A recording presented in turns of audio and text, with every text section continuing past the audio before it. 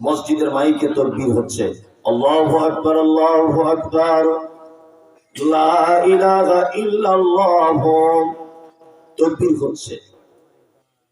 সবাই নতুন জামা করে ঈদগাহে যাচ্ছে। আপনার মায়ের বয়স 85 বছর, আপনার আব্বার বয়স 90 বছর। সবাই ঈদগাহে যখন চলে গেল, তোমাদের 4 ভাইয়ের সবারই দুতলা বাড়ি। 4 ভাই সিদ্ধান্ত নিয়েছে তোমার মা দুতলায় উঠতে পারে না বলে সিঁড়ির তলাতে একটা মশারি টানিয়ে তোমার মাকে রেখে দিয়েছে। পেচ্ছাপ পায়খানা করে কাপড়ে, ঈদের দিনে তো কেউ খোঁজ খবর দেয়নি। মা মশারিটা তুলে তোমার আব্বাকে ডেকে বলছিল, আব্দুল্লাহর আব্বা, তুমি ঈদের নামাজ পড়তে যাবে না হাগো? তখন তোমার আব্বা ভরাক্রান্ত কণ্ঠে সেদিন বলেছিল, যাবো, যাবার তো ইচ্ছা হয়, কিন্তু লুঙ্গিটা ফিরে পাচ্ছি না, চোখে কম দেখে তো। তোমার মা কুচড়ে কুচড়ে এসে বাক্স থেকে গত বছরের একটা পুরাতন লুঙ্গি ছিল, ওই লুঙ্গিটা বার করে দিয়েছে। তোমার আব্বা লাঠিটা হাতে নিয়ে আস্তে আস্তে আস্তে আস্তে আস্তে আস্তে আস্তে করে ঈদগাহে নামাজ পড়তে গেল। ঈদের নামাজ শেষ, আস্তে আস্তে আবার চলে এলো, এসে তোমাদের বাড়ির গেটের পাশে দাঁড়িয়ে আছে তোমার আব্বা, বা বসে আছে। দুপুর 2টা বাজে সেদিন ঈদ, সব বাড়িতে লোক কুটুমের হুড়োহুড়ি। 4টে জওয়ানি বৌমা থাকার পরেও দুপুর 2টো পর্যন্ত তোমার আব্বা 1 পেয়ালা গোস্ত আর 2 পিস লুচি বা পরোটা পেল না। তোমার মা দুপুর 2টো পর্যন্ত মশারির ভিতরে পেচ্ছাপ করে কাপড় লটকিয়ে শুয়ে রয়েছে। তোমার মা তোমাদের বৌমাদের থেকে একটু সেবা যত্ন পেল না। কারণ কি? হ্যাঁ, তোমার মা যে খুব বদমাইশ মহিলা, তোমার মা যে খুব অপরাধিনী। তোমার মায়ের অপরাধগুলো একটা একটা করে বলবো, বলি তাহলে তোমার মায়ের অপরাধ। তোমার মা ছিল কাবিলপুরের সবথেকে পর্দাশীল মহিলা। জীবনে কোনো আলেম ওলামা পরপুরুষের মুখ দেখাতো না। মৌলভী সাহেব দেখলে ঘোমটা দিয়ে বাড়ির ভিতরে চলে যেত। কিন্তু তোমাকে যেদিন জন্ম দিতে জঙ্গিপুর হাসপাতালে গিয়েছিল, পরপুরুষ ডাক্তার বাবুর সামনে তোমার মা ছায়া ব্লাউজ খুলে উলঙ্গ হয়ে বেডের উপরে শুয়ে গিয়েছিল। পরপুরুষ ডাক্তার তোমার মায়ের লজ্জাস্থান দেখেছিল, তোমার মা সেদিন লজ্জা করেনি। তোমার মায়ের এটাই জীবনে বড় অপরাধ, যে মহিলা জীবনে কোনোদিন কাউকে মুখ দেখায়নি, তোমার মতো অপদার্থ ছেলেকে জন্ম দিতে গিয়ে হসপিটালে পরপুরুষের সামনে তার লজ্জাস্থান দেখাতে হয়েছিল। এটা তোমার মায়ের জীবনের 1 নম্বরের অপরাধ। তোমার মায়ের দ্বিতীয় অপরাধটা বলি। তোমার মায়ের অপরাধ, তোমার মায়ের মাথার চুলগুলো কালো কুচকুচে চুল, হাঁটু পর্যন্ত দুলত। তোমার মতো ছেলেকে জন্ম দিতে গিয়ে হসপিটালের বেডে লাল রক্তে তোমার মায়ের মাথার চুলগুলো জমাট বেঁধে গিয়েছিল। এটা তোমার মায়ের জীবনের দ্বিতীয় অপরাধ। তোমার মায়ের তৃতীয় অপরাধ, তোমার মা জীবনে কোনোদিন ভয়ে ইনজেকশন দিতে পারতো না। তুমি যেদিন পেটে এসেছো, ডাক্তার বাবুর কাছে গেছে, তুমি তোমাকে জন্ম দিবে বলে, ডাক্তার বাবু বলছে বাচ্চাটা যে পজিশনে পেটের ভিতরে থাকার কথা সেই পজিশনে নেই, আড়াআড়ি লেগে গেছে, এখনই সিজার করতে হবে, বাচ্চা মারা যেতে পারে। তাছাড়া তোমার মা সেদিন ডাক্তার বাবুর পায়ে দুটো জড়িয়ে ধরে বলেছিল, ডাক্তার বাবু, আমার প্রাণের বিনিময়ে হলেও আপনি আমার বাচ্চাকে বাঁচান, আমি তার মুখটা যদি শুধু দেখতে পাই আমার পৃথিবীর সব কষ্ট দূর হয়ে যাবে। যে মা ইনজেকশন দিতে ভয় করত, সেই মা পেট ধারালো ছুরি দিয়ে ক্যাচ করে কেটে দেওয়া হলো, দিয়ে তোমাকে পৃথিবীতে আনা হলো। এটা তোমার মায়ের জীবনের তৃতীয় বড় অপরাধ। সেই যে হসপিটালের বেডে শুয়ে মোটা সূচ আর সুতো দিয়ে তোমার মায়ের পেট সেলাই করে দেওয়া হয়েছে, আজও তোমার মা 95 বছর, 90 বছর, 85 বছর বয়সে মশারির ভিতরে ঢুকে সেই কষ্ট অনুভব করে। এটা তোমার মা। তোমার মা মানে তুমি জানো তো কে? চিকিৎসা বিজ্ঞানীরা বলেছে প্রত্যেক দিন একটা বাচ্চাকে তার মা 8 বার করে দুধ পান করায়, একবারে 250 গ্রাম করে দুধ পান করে। কোরআনের ভাষাতে 30 মাস দুধ পান করতে হয়।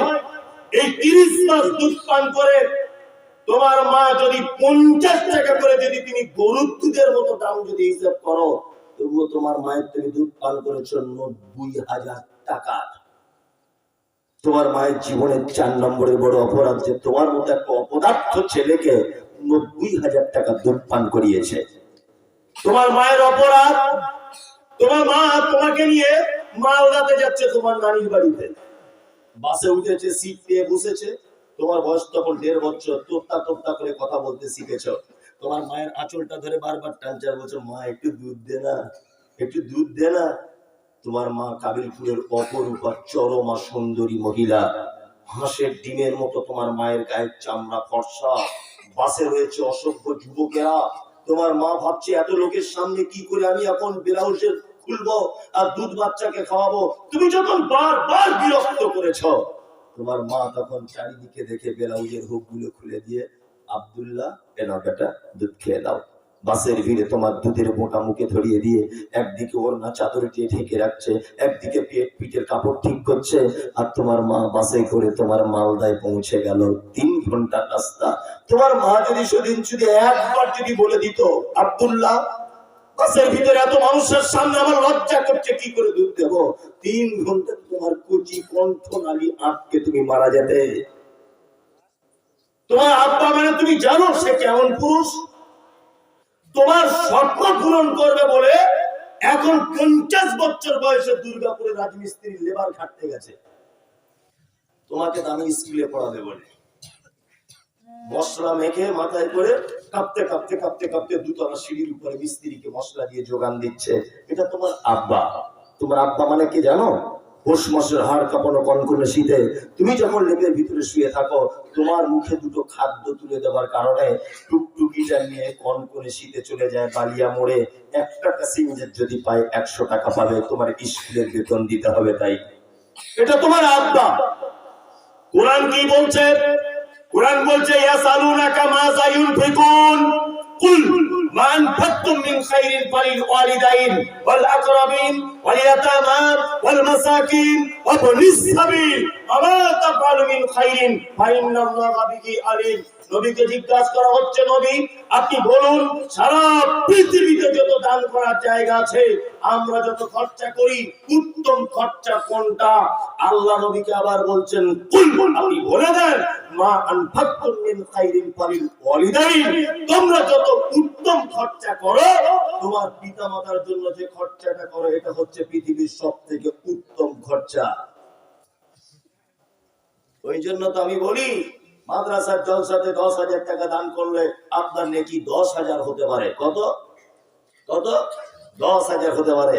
ওই জলসাতে কি বাড়িতে সময় আপনার মায়ের জন্য একটা ওড়না কিনে নিয়ে যান, যে মা শীতকালে তুমি নামাজ পড়বে, তোমার জন্য একটা ওড়না কিনে নিয়ে এসেছি আমি। এবার মা ওড়নাটা পরে নামাজ আদায় করবে, সালাত আদায় করবে। 10,000 টাকা মাদ্রাসায় দিয়ে যে নেকি পাবে, 100 টাকার ওড়না কিনে দিলে এর থেকে লক্ষ গুণ বেশি নেকি পাবে। কোথায় আপনি জান্নাত খুঁজছেন? বলছে 3 বার হজ করেছে লোকটা। হজ একবার ফরজ করে নিয়েছে, মিটে গেছে। সে যে 3 বার করেছে তো আমার আপত্তি নেই। আবার শুনছি এই মাসে নাকি ওমরা করতে যাবে। মানে ওর একটা ধারণা হয়েছে, মনে হয় মক্কাতে গেলেই প্লেন চেপে জান্নাত পাওয়া যায়, এটা ওর ধারণা। অথচ ওই লোকের মা দেখছি 4 ভাইয়ের কাছে পালি সিস্টেমে খাওয়া দাওয়া করে। ওর বউ ঠিক এই কথা বলে, আজ তো মাস শেষ হয়নি, একদিন আগে চলে এলে কি ব্যাপার। এই লোকটাও দেখছে আবার উমরা করেছে, তসবিহ হাতে নিয়ে ঘুরছে। ও ভেবেছে মনে হয় ওইখানেই জান্নাত। বন্ধু, পৃথিবীতে 2টো মানুষের সেবা যত্ন করার মাধ্যমে জান্নাত যাওয়া যায়। 1 তোমার মা, 2 তোমার আব্বা। কখনোই অসৎ ব্যবহার করবেন না। কোরআন এদের ব্যাপারে এমন কথা বলেছে যা অন্য কোন ব্যাপারে কথা বলেনি। বলেছে শব্দটুকু যেন না বলে তোমার মা তোমার ব্যবহারে, তোমার কথাতে। ইনশাআল্লাহ আমরা চেষ্টা করবো পিতা মাতার সঙ্গে সৎ ব্যবহার করার। ইনশাআল্লাহ বেঁচে থাকা অবস্থাতে তার সেবা যত্ন করে জান্নাতে যান, এটা আমিও চাই, আপনিও চান।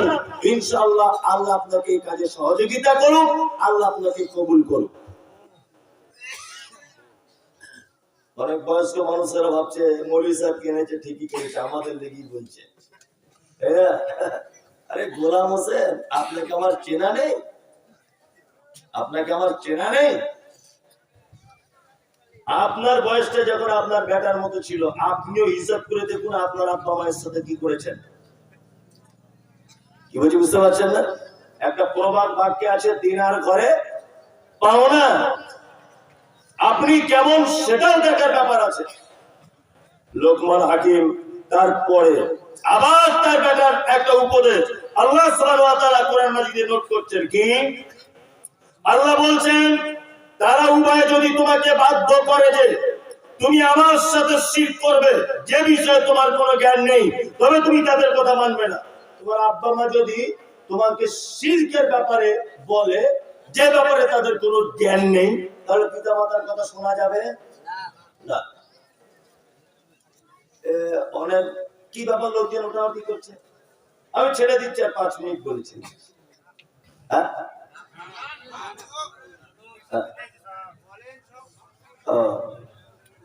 ও পেছাব পেছাব লেগেছে, বয়স্ক লোক।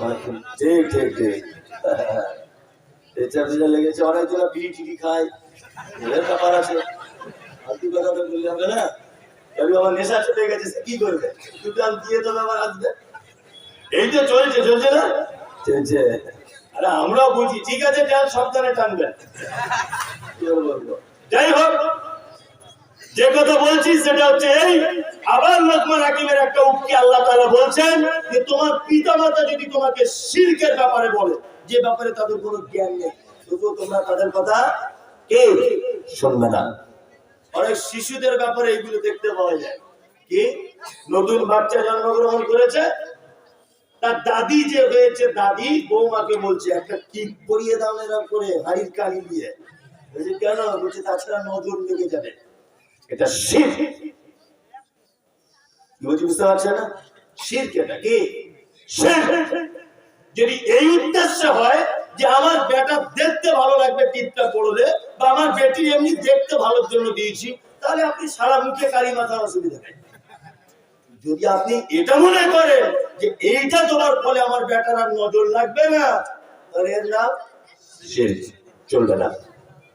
তারপরে আবার বলা হচ্ছে, ইয়া বুনাইয়া ইন্নাকা ইন তাক মিসকালা হাববাতিন মিন খারদাল। বেটা শোনো, ভালো কাজ এবং মন্দ কাজ সেটা যদি সরিষার দানার পরিমাণও যদি হয়, ফাতাকুন ফি সাখরাতিন আও ফিস সামাওয়াতি আও ফিল আরদি ইয়াতি বিহাল্লাহ ইন্নাল্লাহা লাতীফুল খাবীর।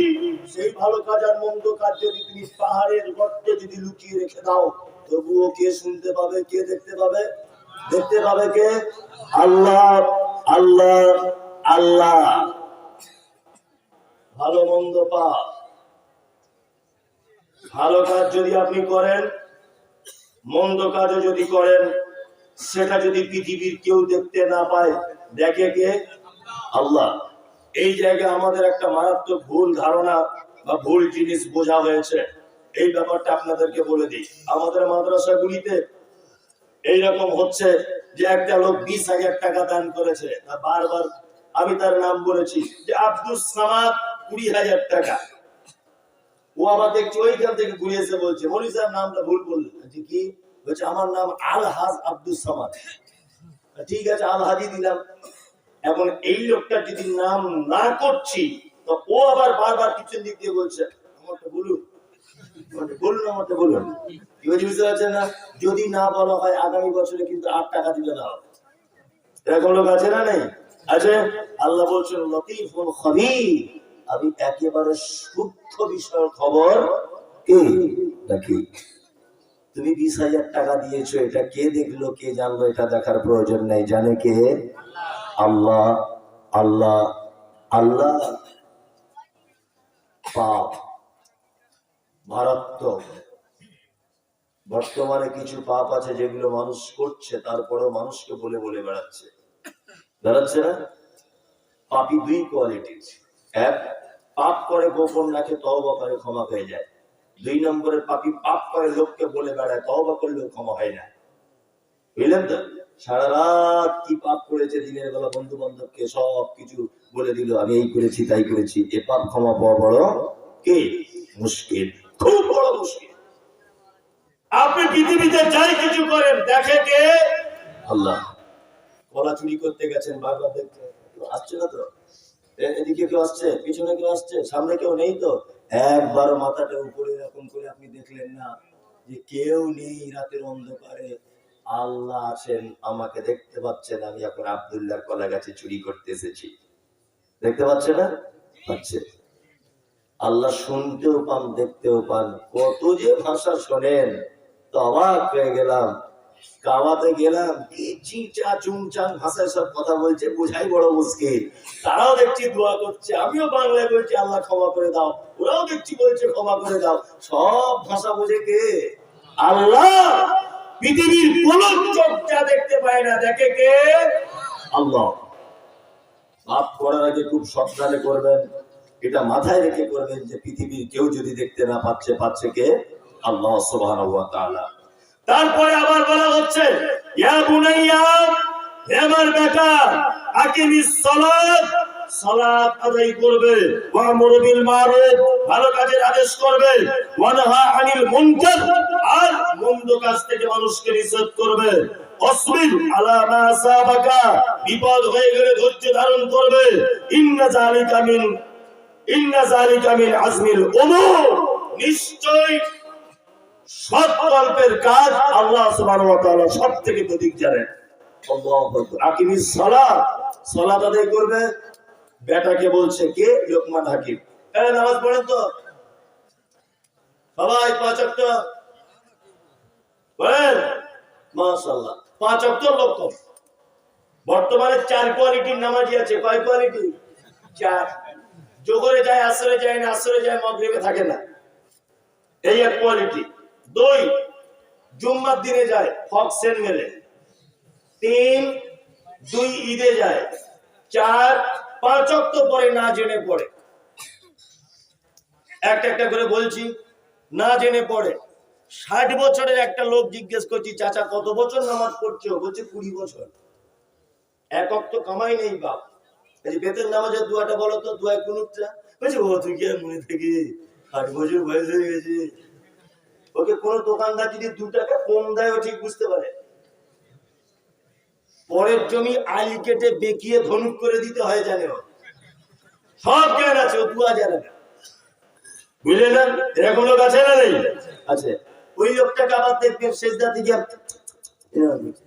লুকে দেখে ছোট নাচছে। আমি তো বলি, চাচা তুমি দোয়া যে জানো না, তা বলো কি? হ্যাঁ বলো কি তুমি? নিশ্চয় তুমি মসজিদে আল্লাহকে ধোঁকা দিচ্ছ। কি বলছি বুঝতে পারছেন না? দোয়া শিখে নিতে হবে, একদিন না হলে 2 দিন, 4 দিন, 5 দিন, 20 দিন, 2 মাস, 4 মাসে বই পড়ে পড়ে শিখতে হবে। শিখতে হবে কি হবে না? এক রকমের নামাজি, আর এক রকমের 1 ওয়াক্ত যায়, 2 ওয়াক্ত যায় না, 2 ওয়াক্ত যায়, 3 ওয়াক্ত যায় না। এরকম নামাজি আছে না নেই? আছে। আচ্ছা, এই 4টে কোয়ালিটির লোক দেখালাম, বলুন তো এরা নামাজির ভিতরে না নামাজির বাইরে? নামাজির বাইরে। আমার ছেলে মাধ্যমিক পরীক্ষা দেবে, 4টে বিষয়ে পরীক্ষা হবে। 3টে বিষয় আমার ছেলে 100-র ভিতরে 100 পেয়েছে, আর একটা বিষয় পেয়েছে 0-0-0। বলুন তো রেজাল্ট আউট যদি হবে, আমার ছেলে পাস না ফেল? ফেল। তার মানে বোঝা গেল, জোহরে 100-100, আসরে 100-100, মাগরিবে 100-100, এশাতে 100-100, ফজরে ঘুম ভাঙেনি। আর ঘুম যার ভাঙেনি, ঘুম থেকে উঠেও যে পড়বে তাও পড়েনি, তার মানে ফেল। কি বলছি বুঝতে পারছেন ব্যাপারটা? একটা কথা আপনাকে বলে দিচ্ছি, শুনে রেখে দেন। আমাদের গ্রামগঞ্জের সব কথা আপনাদের জন্য বলছি না, সোশ্যাল মিডিয়ার জন্য কিছু কথা বলছি। লোকটা মারা গেল, মারা যাওয়ার পরে ইমাম সাহেব বলছে, আসসালামু আলাইকুম, আপনারা সবাই চেনেন আব্দুল্লাহ ভাই আমাদের পাড়ার খুব ভালো মানুষ, মারা গেছে, ভুল ত্রুটি করলে আল্লাহর রাস্তায় ক্ষমা করে দিবেন, আর ঋণ টিন করে থাকলে বেটাদেরকে বলবেন পরিশোধ করে দিবেন, না পারলে ক্ষমা করে দেবেন। আর এটা আপনাদের গ্রামের কথা বলছি, অন্য গ্রামের। আর ওই ছেলে মেয়েদের তরফ থেকে টোটালে 32টা খতম দিয়েছে, নামে বক্সে দেওয়া হবে। বক্সে সব দিয়ে ঠিকঠাক করে দিল, লোকটাকে কবরস্থ করা হলো, কবরে শুইয়ে দেওয়া হলো, সব কমপ্লিট করে চলে আসছে। এরা 2 ভাই টাকাওয়ালা, বাড়িয়েছে ইমাম সাহেব, বলছি ইমাম সাহেব 4টে গরু কিনে একটু ভোজ করে সবাইকে খাওয়ালে হতো না? তো হ্যাঁ করে খুব দামি কাজ তো, গরু যেমন বড় হবে জান্নাত তেমন বড় হবে। দামি গরু কিনে কিন্তু উমরপুরের হাট থেকে দুটো গরু কিনে জবাই করে দিল। ও লক্ষ লক্ষ লক্ষ লক্ষ টাকার বাপের নামে দান করছে, জলসাতে 1 লাখ আমার বাপের নামে, জলসাতে 50,000 আমার বাপের নামে। কিন্তু বাপের একটা মারাত্মক গুণ ছিল, জীবনে 5 ওয়াক্ত সালাত আদায় করেনি। আর ওর বেটারা দেখছি খুব দান করছে। বলুন তো দান করে ওকে ঠেলে জান্নাতে ঢোকানো যাবে? যাবে? যাবে না, কখনোই নয়। যার সালাত নেই তার জান্নাত নেই, বাতিল হয়ে গেছে। আদায় করতেই হয় সালাত। আল্লাহু আকবার। জি, যার সালাত নেই তার ঈমান নেই। সালাত একজন মুসলিম আর একজন কাফের এর ভিতরে ডিফারেন্স করা হয়ে দিয়েছে সালাতকে। জি, আশ্চর্য বড় একটা ইবাদত। আল্লাহ সুবহানাহু ওয়া তাআলা বলেন, কি বলছেন? মা সালাকাকুম ফি সাকার ক্বালু লাম নাকু মিনাল মুসাল্লিন। একজন জাহান্নামীকে জিজ্ঞাসা করা হচ্ছে, ভাই তুমি কেন জাহান্নামে আছো? সে তখন বলছে, আমার সব ভালো কাজ ছিল কিন্তু আমি শুধু সালাত আদায় করিনি ভাই, নামাজ পড়িনি, এই কারণে আমার থাকার জায়গা কি জাহান্নাম। তার মানে আপনার নামাজ নেই, যত ভালো কাজ আছে সব ভালো কাজ কি হয়ে যাবে? কি বাতিল হয়ে যাবে। সালাত একটা এমন ইবাদত, আপনাকে আর 1-2 মিনিট একটা উদাহরণ দিলে আপনি বুঝতে পারবেন এটা কত ইম্পর্টেন্ট। আমার ছেলে আমাকে বলছে, আব্বা আমি মিলিটারি চাকরি করব। আমাকে বলছে যেটা কর, পরীক্ষা দে। পরীক্ষা দিয়েছে মিলিটারি চাকরির জন্য, দৌড়িয়েছে ফার্স্ট, পরীক্ষা দিয়েছে ফার্স্ট। তারপর ছেলে আমাকে বলছে, আব্বা 4 লাখ টাকা ঘুষ লাগবে। আমার তো টাকার অভাব নেই, যে টাকা নিয়ে যা। আমার ছেলের বয়স কিন্তু এই 13 বছর, এটা গল্প আকারে বলছি। তা আমি 3 লাখ টাকা ছিল সেটাও দিলাম, সব কিছুতে আমার ছেলে ফার্স্ট। এখন লাস্ট একটা জিনিস দেখতে বাকি আছে, আমার ছেলেকে ফিতে নিয়ে মেপে দেখছে সাইজ কতটা। মাপার সময় দেখছে 3.5 ফুট। আচ্ছা বলুন তো কিয়ামত পর্যন্ত মিলিটারি চাকরি পাবে? ও হেডমাস্টার হতে পারবে, অসুবিধা নেই, মিলিটারি চাকরি পাবে না। কারণ এই চাকরির মূল শর্ত হাইট ভালো হতে হবে। আমার যত টাকাই থাক, যত দৌড়িয়ে তুমি ফার্স্ট হও, লিখিত পরীক্ষাতে যত ফার্স্ট হও, হাইট তোমার কম, চাকরি হবে না। তোমার জাকাত ঠিকই আছে, মাদ্রাসায় দান করা ঠিকই আছে, তুমি পরের সঙ্গে 2 নম্বরই করো না, এটাও ঠিক। জীবনে ব্যভিচার করোনি, এটাও ঠিক। তুমি জলসাও শোনো, এটাও ঠিক। তুমি শুধু নামাজ পড়োনি, জান্নাত নেই। শুধু তুমি নামাজটা পড়োনি, তোমার জান্নাত নেই। কঠিন ইবাদত, ইবাদত না কঠিন ইবাদত। ইবাদতের জগতে কঠিন ইবাদত, তার নাম সালাত বা নামাজ। ইনশাআল্লাহ আমরা মসজিদে যাওয়ার চেষ্টা করব ইনশাআল্লাহ। তবলিগি জলসা 5টা লোক বলুন তার থেকে নামাজ পড়া ধরবো। আপনি পড়েন নামাজ, তো পড়েন তো হাত তুলছেন না, কথা বুঝে না। বলছি পড়েন না, আজকে থেকে 5 ওয়াক্ত নামাজই হবে না এরকম লোক বলুন তো। তুমি আজকে থেকে ধরবে? তবলিগি জলসাটা কত টাকা খরচা হয়েছে বলুন তো? অনেক টাকা, 1 লাখ টাকার কাছাকাছি তো হবেই মোটামুটি, তাই না? 1 লাখ টাকা। 1 লাখ টাকার রেজাল্ট কি? কোন রেজাল্ট আছে? ওই মমতাজুল ইসলাম আসছে, মমতাজুল ইসলাম সাংঘাতিক বক্তা, এটা ওটা ঘোড়ার ডিম, কোনো কাজ নাই। তুমি আমাকে কেন, কাবার ইমামকে যদি এখানে বসিয়ে দাও আর 1 লক্ষ যদি তোমার জলসার শ্রোতা হয়, তবুও তোমার 10 পয়সা মূল্য নেই। কারণ তুমি মান্যতা দিতে পারছো না। বরং এতক্ষণ পর্যন্ত তুমি যে সমস্ত সাহেবদের মূল্যবান বক্তব্য শুনেছো, এই বক্তব্যের সঙ্গে তুমি মুনাফিকি করলে। বলুন যে আজকে থেকে মসজিদে যাবো ইনশাআল্লাহ। ইনশাআল্লাহ ইনশাআল্লাহ বলে দিচ্ছে, মানে পাইকিরি কেউ বুঝতে পারছে না। আপনি বলুন আজকে এখানে স্বতঃস্ফূর্ত ভাবে যাবে, আজকে থেকে নামাজ পড়া ধরে গেলাম, বলুন। এই হচ্ছে মানুষ যে জাহান্নামে যেতে রাজি, নামাজ পড়তে রাজি না। যে ও জাহান্নামে যাবে তবুও ভালো সালাত আদায় করবে না। আশ্চর্য ব্যাপার। বলুন 10টা লোক বলুন দেখি আজকে থেকে সালাত আদায় করবে ইনশাআল্লাহ। অত সহজ নয় গোলাম হোসেন। ওই যে তবলিগি জলসা, তাবলিগি জলসাতে কি অবস্থা? তাবলীগি জলসা মানে তো কিছু শুনবেন, পরিবর্তন হবেন, এই তো আপনার মনের উদ্দেশ্য। উদ্দেশ্য কি উদ্দেশ্য নয়। আমার আগে সাহেব বক্তব্য রাখলেন পিতা মাতা সন্তানের ব্যাপারে, এগুলো শুনে আপনি মানবেন তবেই তো। আমি যে এত কথা বললাম, শাহিনুর ভাই বললেন, কি হচ্ছে এগুলো বলুন। একটা লোক আবার বলছিল আরো একটু বলুন, একটা কথা বলুন। ফালতু সব মানবে না, কিছু না, বেকার। একটু মান্যতা দেওয়ার চেষ্টা করুন। সাহাবীদের কি আমল, একজন মোমেন মানুষের এটা কাজ যে তারা শুনবে, সাথে সাথে গ্রহণ করবে। আল্লাহ রাসূলের জামানাতে যেমন হয়েছে, আল্লাহ রাসূল মুখ থেকে বার করেছেন, সাহাবীদের মানতে 1 সেকেন্ড টাইম লাগতো না। জান্নাতে যাওয়া অত সহজ নয়, সহজ নয়। তারপরে লোকমান হাকিম তার বেটাকে বলছে, বেটা ভালো কাজের আদেশ দাও, মন্দ কাজে নিষেধ করো, আর বিপদ আপদ হলে, মুসিবত হলে একটু ধৈর্য ধরবে। এই 4টি উপদেশ এই আয়াতের ভিতরে দেওয়া হয়েছে। আমি 4টে কথা আপনাকে বলে দিলাম, আপনারা মানতে চাইছেন না। এরপরে আরো অনেক উপদেশ রয়েছে যেগুলো সময় সাপেক্ষে আবার কখনো হবে। রাত্রি এখন 11:30 বাজতে যাচ্ছে। তারপরে আপনাদেরকে একটা কথা বলছি যে কমিটির তরফ থেকে আমাকে ছোট্ট একটা কথা বলা হয়েছে, ছোট্ট, একেবারে সামান্য কথা, যে তাবলীগি জলসাটা দিতে একটা ব্যয়বহুল খরচার ব্যাপার আছে। আপনারা দয়া করে 11:30টার 1 মিনিট এদিক ওদিক হবে না, জলসা শেষ হবে। এখন 11:30 বাজতে আর মাত্র 8 মিনিট টাইম আছে।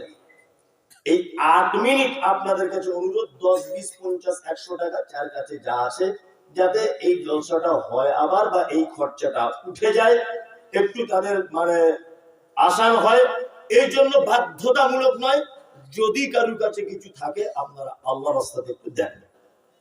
এটা আপনাদের কাছে কমিটির পক্ষ থেকে আমাকে দিয়ে আপনার আবেদন আপনাদেরকে জানানো হয়েছে। কিছু অন্তত 10, 20, 50 যার কাছে যা আছে, চাদর নিয়ে যাচ্ছে ভাইরা, চাদরে দেন, পারলে আপনি এখানেও দেন, যার কাছে যা আছে। গজল বলি না, গজল বলা না,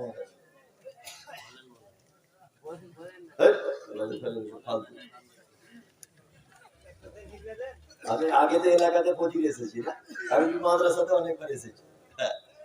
তখন তো বক্তব্য আলাদা হতো আর কি, তাই না? হ্যাঁ, এখন তো ওইসব বক্তব্য দিই না। যাই হোক, এই ভাই মসজিদ ভাঙা দোয়া বলবেন, এত নেকি ছেড়ে বঞ্চিত হবে, আপনার নেকি থেকে বঞ্চিত হবে। আর 11:30টায় বলেছি শেষ, আর 5-6 মিনিট আছে, আপনি নেকি থেকে বঞ্চিত হচ্ছেন কেন? মসজিদ ভাঙা দোয়াটা বলে দেন। জি, এর ভিতরে কি দিয়েছে টাকা? কি রে বাবা? ও, এর ভিতরে একজন দিয়েছে 500 টাকা। আল্লাহুম্মা সাল্লি আলাইহি আল্লাহুম্মা বারিক আলাইহি। দয়া করে মজলিস ভাঙার দোয়াটা বলে যান, তাছাড়া কেউ যাবেন না। তাছাড়া এতক্ষণ যে নেকি ছিল এটা থাকবে না। দেন, হ্যাঁ দেন, 10-20 টাকা যার কাছে যা আছে তাই দেন, কোনো সমস্যা নেই, জোর কিছু নেই, কোনো জোর নেই। জি, সবাই দেন ভাই, সবাই দেন।